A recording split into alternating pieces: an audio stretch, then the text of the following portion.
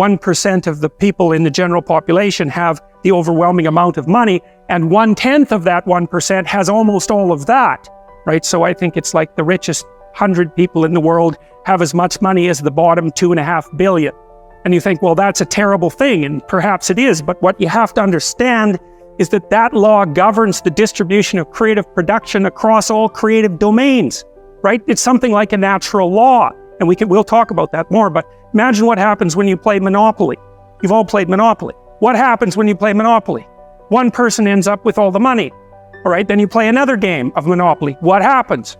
One person ends up with all the money. It's actually the inevitable consequence of multiple trades that are conducted randomly. So if you take 1,000 people and you get them to play a trading game, you each give them $100, say, or $10, and they have to trade with another person by flipping a coin. I win the coin toss, you give me $1, you win, I give you $1. If we all play that long enough, one person will end up with all the money and everyone else will end up with zero. So it's a deeply built feature of systems of creative production, and no one really knows what to do about it, because of course the danger is that all the resources get funneled to a tiny minority of people at the top, and a huge section of the population stacks up at zero. But to blame that on the oppressive nature of a given system is to radically underestimate the complexity of the problem. No one actually knows how to effectively shovel resources from the minority that controls almost everything to the majority that has almost nothing in any consistent way, because as you shovel money down, it tends to move right back up, and it's a big problem. But the thing you want to understand about that 1% issue that you always hear about is that it applies in every single realm where there's difference in creative production. Every realm. Doesn't matter. Number of records produced, number of records sold, number of compositions written. So here's an example. 5 composers produce the music that occupies 50% of the classical repertoire, right? Bach, Beethoven, Brahms, Tchaikovsky, Mozart. That's right, those 5. So that's another example of this Price's law scaling. It applies to all sorts of things, like number of hockey goals scored is also distributed this way. Size of cities follows the same distribution.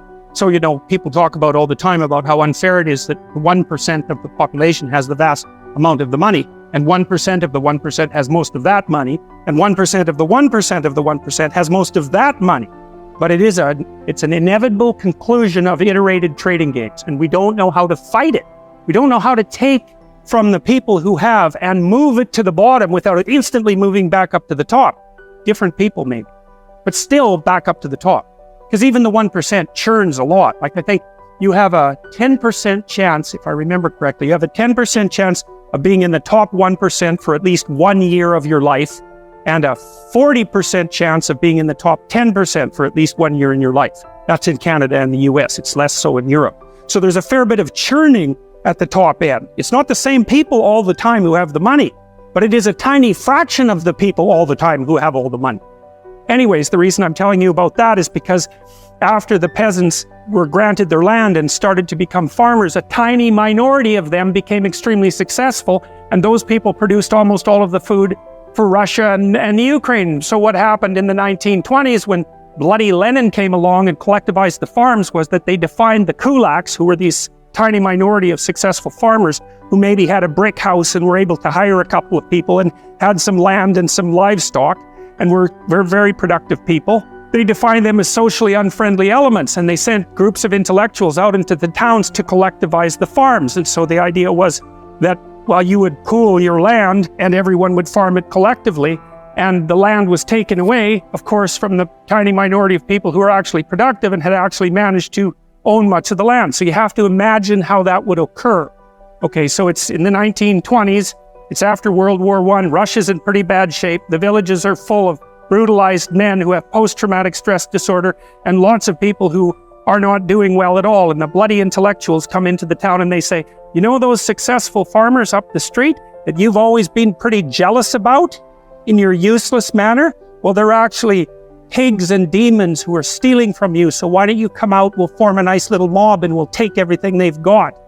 And that's exactly what happened, and all those people were killed or raped or set off to Siberia in the middle of the bloody winter where there wasn't even anywhere for them to live or anything for them to eat, so they all died. And then the consequence of that was a few years later, 6 million people starved to death in the Ukraine. So the Soviets really implemented and perfected the idea of class and ethnicity-based guilt. It's a very bad road to walk down, and it's something that we're very much engaged in at the moment, because there's discussion everywhere in North America now about the idea of, well, race-predicated guilt, for example, and ethnic-predicated guilt. It's a very bad idea to classify an entire group of people as guilty of anything based on their group membership. If you're accustomed to keeping things in the fog in general, you're going to keep yourself in the fog with regards to your investments, because in some sense, everything you do is an investment. I mean, some of it's quantified in monetary terms, but you're always investing in one manner or another. And so I think if your character is being disrupted by your persistent attempts to deceive yourself about the nature of reality, you're going to be a financial train wreck. And I mean, I've certainly seen that in my clinical practice. I've seen people burn through amounts of money that you wouldn't think someone could burn through in that short a period of time because of self-deceptive blindness. If you have a high IQ and you're conscientious, which is another trait, then you're more likely to be financially successful, say, by the time you're in middle age. And so that looks like two temperamental traits whose presence enables you to beat randomness over time. So those traits work very well in this society at this time, but you could also argue that that's also a matter of chance, because there wouldn't be unconscientious people if at some point in the past unconscientiousness hadn't aided their survival. So what constitutes beating a system depends on the parameters that you put around the system. And you can think the same thing about, well, look at how successful he is. Okay, you mean financially. All right, so then, well, how's his health? How's his marriage? How are his relationships with his children? What price did he pay for his wealth? Like as you add dimensions of evaluation, whether that particular person won or lost might not be so self-evident. One idea that's very common in our culture is that poverty is caused by lack of money, and that's a really stupid idea, because money is very difficult to handle. I had clients who were addicts, and the worst possible thing that could happen to them was that they got some money. They're just done. First of all, they were hanging around with people who were little on the sociopathic side, and so especially if they weren't that bright and couldn't defend themselves very well, as soon as they got money, well, it was off to the bar with all the friends. And one guy I remember in particular, every time he got his disability check, he was gone for 5 days. You usually found him in a ditch, because he'd just go to the bar, spend every cent he had on alcohol, and wake up in a ditch, 3/4 dead, eventually completely.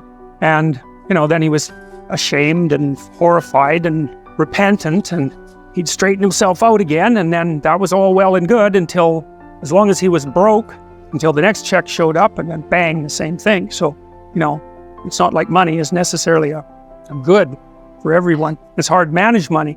It's really easy for it to disappear. I mean, elderly people have a hell of a time now because, crooks are contacting them on the internet nonstop. And so just giving people money, it's like pouring water in their hands. It's not that helpful, not necessarily that helpful. And then, of course, contributors to poverty are, well, it's not so good to have a low IQ.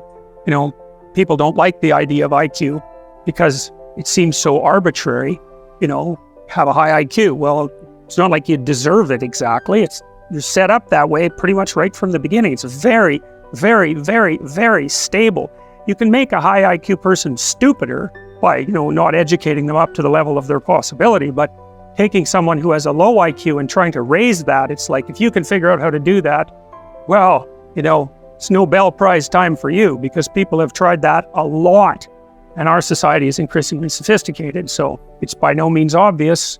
The liberals think, well, this society is unfair because there's unemployment, and the conservatives think, well, there's a job for everyone. But none of them think, well, there are massive, massive, massive differences in people's ability, far greater than anyone realizes. And that poses a structural problem.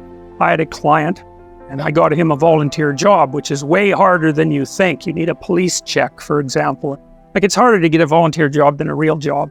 But I got him in a volunteer job, and he had to fold pieces of paper, letters. He worked at a charity. He had to fold pieces of paper in 3 so that he could put them inside envelopes. And then the letters, which were in a pile, had to be matched with the proper envelopes, which were also in a pile. But some of them were French and some of them were English, so the French ones had to be matched carefully to the French envelopes. And, if there was one envelope out of order, well then he had to figure out whether it was the papers that were out of order or the letters that were out of order. And then some of the letters had photographs attached to them, and you weren't supposed to bend the photographs, but they weren't always in the same place, so that meant you had to figure out how to fold the paper in three, a bunch of different ways without creasing the photograph. And then the other thing is, and I never realized how difficult it is to put a piece of paper in an envelope till I watched someone who couldn't do it. And he probably had an IQ of about 80. You know, if you met him on the street, you wouldn't think anything different of him. He was a normal looking guy.